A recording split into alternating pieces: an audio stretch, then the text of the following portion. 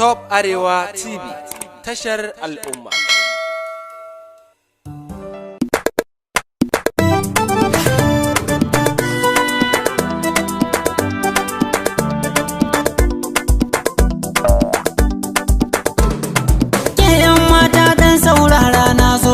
Alkairi ne aini din make na biyo dan na ga zaren fakalar yadin ne ka bayan Allah to halakun san wace ce ni ka biyo ce me ya goma mai kada girki in ya nuna wace ce ke bar ta furar mace wacce ta sace min kalbina to yau zan ga abun mamaki tela da karbar dinkin guga to telolin wannan zamanin ni na san mai dinkin langa wannan ja da yalan keke bai yi kalar ki a soyayya ba shi kuma wannan bayi da auki an taba yin hadiri mai nauyi sau uku iska na dauke shi in ma iska na dauka na bana satar koyin kaje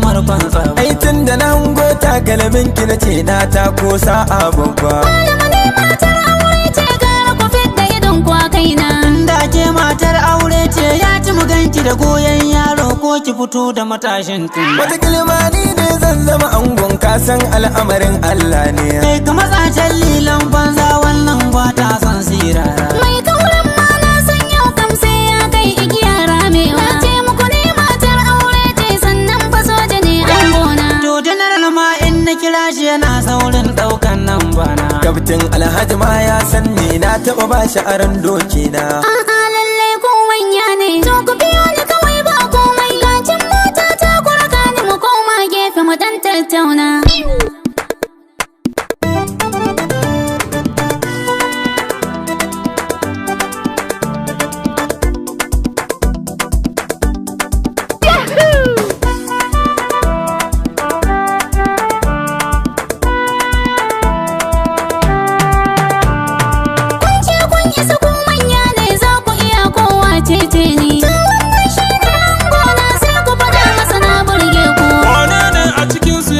zancen banza zancen wofi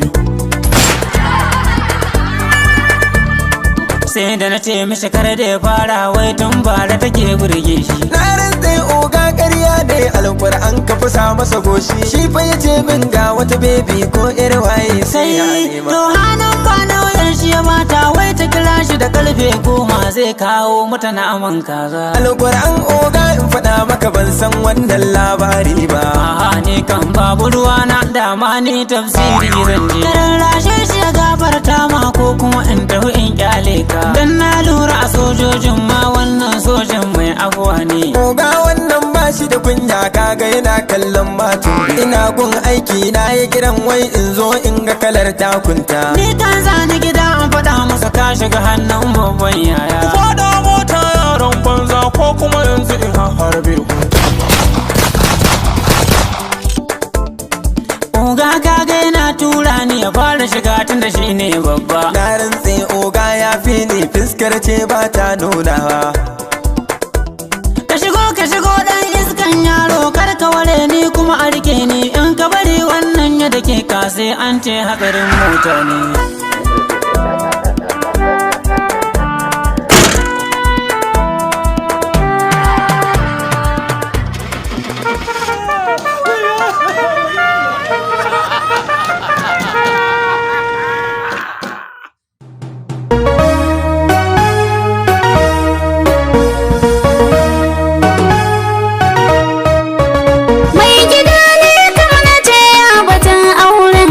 babu fashi kin gama gobe kaya za a kai